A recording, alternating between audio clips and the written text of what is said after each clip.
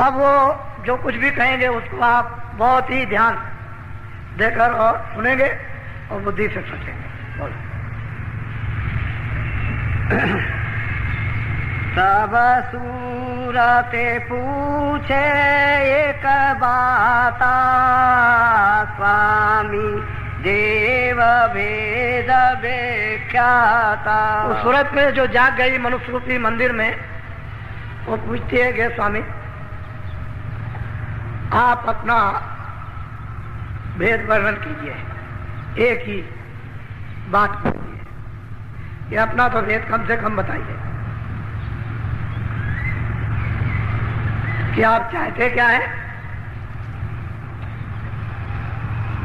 क्या हमारे सबके साथ करना चाहते हैं। बोलो। तब स्वामी ने वचन उचारा, मार्ग कायो भेद बताया। बड़े प्रसन्न होकर के उन्होंने उस सूरत को उत्तर दिया कि जो तुम पूछ रहे हो बिल्कुल ठीक है। तो उन्होंने बताया कि देखो मैं तुमको सब भेद बताता हूं। मैं चाहता क्या हूं कि जिससे कि जीवों का इन सुरतों का छुटकारा हो जाए, ये काल के कर्मों के जाल से, काल के माया के जाल से निकल के अपने घर में पहुंच जाए, जहां न माया है न काल है, न जहां पाप है न पुण्य है, न अच्छा न बुरा है, न दुख है न सुख है, न वहां जन्म है न मरण है। मैं चाहता हूं कि ये पहुंचे। तो पहुंचेंगे कैसे?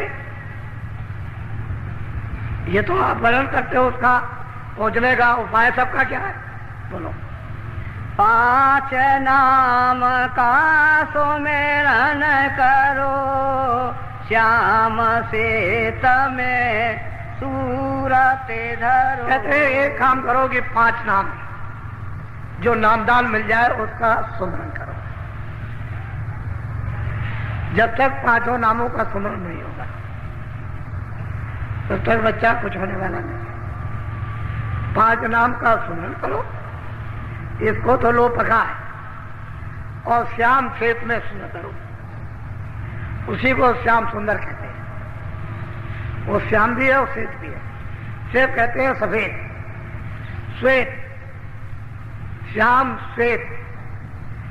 शैतल कमल में दोनों रूप हैं, श्याम भी है और श्वेत भी है। कहते हैं उसमें अपनी सूरत लगा दो। 5 नाम का सुमरन करो। जब आप सुमरन करोगे तो पहले नाम का उसे आप याद करो। तो ये करो कि 5 नाम का जो गुरु विधि जुक्ति दे दे उसी के अनुसार सुमरन करो। श्याम श्वेत में अपनी दृष्टि जमाओ, जो शैतल कमल में श्याम सुंदर, जिनको निरंजन भगवान कहते हैं। ये काम करो। जब ये करने लगोगे तो धीरे धीरे सुमरन पड़ जाए। उस सुमरन का फल ये होगा कि दृष्टि आपकी अंदर में एकाग्र होने लगेगी। जहां अंधेरा है वहां प्रकाश हो जाएगा। जब प्रकाश हो जाएगा, अंधेरा चला जाएगा, तो प्रकाश में दिखाई देगा। उसमें है दरवाजा। गगन में, आकाश में एक बहुत बड़ा आकाश है, उसमें फाटक है। कहते हैं उसमें कैसे टूटेगा, वो फाटक कैसे खुलेगा? श्याम श्वेत में सूरज धरो। तुम दृष्टि जमाओ, एक एकाग्र लक्ष्य होगा, और उसे दिव्य दृष्टि से उसका भेदन करो तो आकाश में छेद हो जाएगा और फड़ाक से फटेगा। इतनी जोर की आवाज होती है जैसे तीनों लोग चुरमुरा गए। छोटी मोटी आवाज नहीं होती, उसके टूटने पर धमाका होता है। लेकिन वो धमाका सूरज को सुनाई देगा आपको। अगर बाहर के कानों को वो धमाका सुनाई दे जाए तो ये कान के सब के पर्दे फट जाए, इतनी आवाज है। श्याम श्वेत में सूरज, वो श्याम भी है और वो श्वेत तो गुरु बैठे हुए, और श्याम जो है वो निरंजन भगवान है। इन्हीं के भेजे हुए जब यहाँ ठीक करना था इसे धर्म मूवी पाप आत्माओं को, तो इन्हीं के आदेश से राम का अयोध्या में जन्म हुआ था कि जाओ धर्म की मर्यादाएं था और राक्षसों का ये सफाया कर दो। तो निरंजन भगवान के राम अवतार थे। अब वो कहते हैं कि तुम 5 नाम का स्मरण करो और श्याम श्वेत में स्मरण करो। बोलो। प्रथमे सुनो गगन में बाजा, घंटा शंख छाट।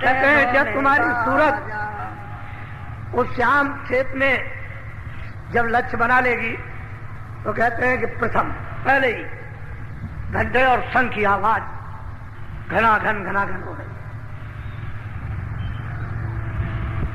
सुनाई देती। तब आप इसको मिलाओ कि मंदिरों में क्या होता है। तो ये उसका एक नमूना है, नकल। इन मंदिरों में घंटा शंख बजाते हो, एक नकल है। वो तो निरंजन भगवान के मुख से ही घंटा शंख बजा, वहां तो बंद करके होता नहीं। तो प्रथम सुनो गगन में बाजा, बाजे बजे,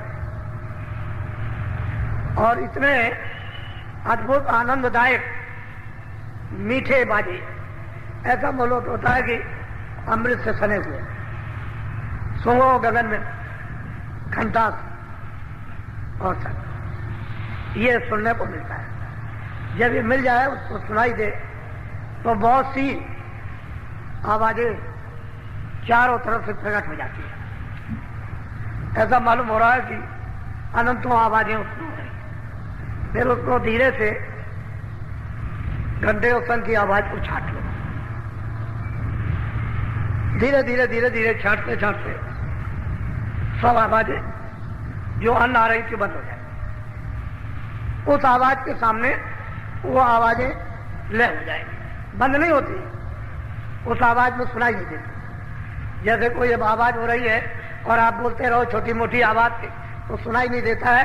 इसी तरह से वो इतनी बड़ी आवाज, यानी इतने बड़े बाजे आवाज करते हैं कि छोटी मोटी वहां पर आवाजें राग रागनी दब जाती है, उसके सामने सुनाई नहीं देती। तो वो अपना भेद बता रहे कि भाई ऐसा करना है कि अगर तुमको चलना है तो 5 नाम का स्मरण करो। फिर अपनी सूरत को श्याम श्वेत में रखो। प्रथम में सुनो गगन में बाजा, घंटा और तो जब शुरू हो जाएगा तो ये चढ़ने की सीढ़ी मिल गई, ये पौड़ी है। जब ये बाजा सुनने को मिला, बस समझ लीजिए कि पौड़ी मिल गई, सीढ़ी मिल गई, इसको पकड़ के अब चढ़। बोलो। सहस कमल दल ज्योति लखाई, बांकनाल में जाए। कहते हैं कि ये हमने देखा, सूरज तू उधर चल, ये है, ये त्रिलोकी का नाथ है और 3 लोकों का मालिक है। ये पिंडलोक और अंडलोक और ब्रह्मांडलोक, उसका ये मालिक है। नाम सैदल कमल में विराजमान है। इनकी आवाज घंटा, इसको सुनो और इसमें मिलो, लय हो जाओ, तो ये खबर पड़ेगी कि ऊपर से भी आवाज आ रही है और भी कुछ आ रहा। बोलो। ओंकार और राग धुन लाई, आगे पहुंची सोन लगा। कहते हैं कि वहां ओंकार की धुन, ओम की, वहां इतनी मधुर मधुर गरजे घनघोरा, होय विष्टजन उपल कठोरा, दामे में दमक रही खनमाई खल की प्रीत यथा फिर लाई। जब ये घंटे और शंख की इस धुन में जब सूरत लय होगी तो उधर ऊपर की जो टेढ़ा रास्ता उसमें से आवाजें आ रही हैं, वो है ओम। वहां पर बादलों की गर्जें, गड़गड़ाहटें, मधुर मधुर सदैव मीठी और मृदंग, ताल मृदंग बजते रहे। इतने सुहावने, इतने मीठे ये बाजे हैं।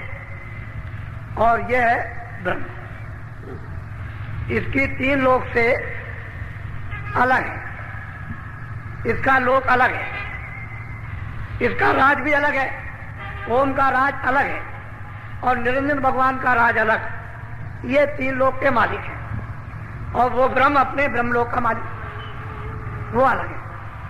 तो ऊपर की आवाज जब सुनाई देगी तो इसी रास्ते से जब इसमें सूरत लय हुई घंटे शंख में तो आवाजें आ रही हैं, वो स्पष्ट होने लगती है, क्योंकि स्थूल खोल उतर गया, लिंग भी उतर गया, अब वो सूक्ष्म में चल रही है और आवाजें आने लगी, उधर से सुनाई देने लगा। जब उसमें लय हुई,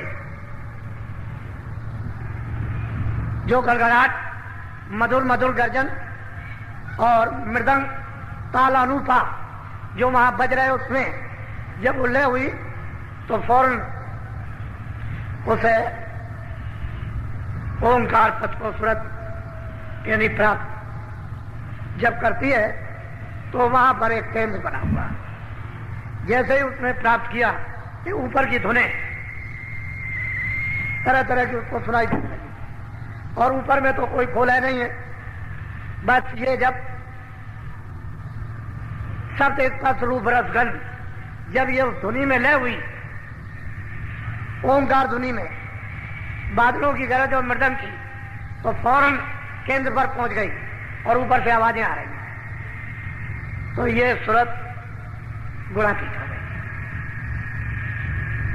अब सब गुणों से नहीं, अब ये किसी गुण के अंदर नहीं है। जल पृथ्वी अग्नि वायु आकाश ये मृतलोक है।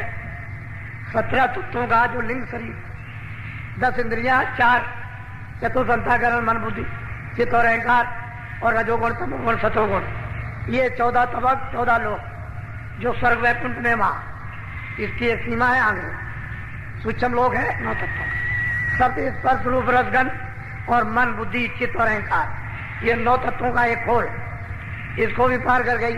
और त्रिकुटी में 5 तत्वों का शब्द स्पर्श रूप रसगन और कोई चीज नहीं है। जब इसको भी इसने जब पार किया और जब केंद्र पर पहुंच गई तो नीचे खा सब छोड़ दिया। अब यही सूरत जो दोनों आंखों के पीछे बैठ गई, वो ओंकार पद में उनका तो साक्षात कर ही लिया, लेकिन गुणातीत हो गई। अब वो गुणों के अंदर नहीं आ सकती, ना उसको गुण को लिबायमान कर सकते। तो यहीं से जो शुरुआत होती है ऊपर में, वो प्रकृति लोक की होती है। ऊपर में पुरुष है जिसको पार्वम कहते हैं, निरंकार पुरुष जो 10वें द्वार में विराजमान, नीचे है प्रकृति। वहां से कृष्ण भगवान भेजे गए, इसलिए कृष्ण भगवान गुणातीत थे। लेकिन प्रकृति ने उनको भेजा था काम करने के लिए। यहां वो काम हो नहीं सकता था अगर वो भेजती नहीं तो। उनको भी गुण लिपायमान नहीं कर सकते थे।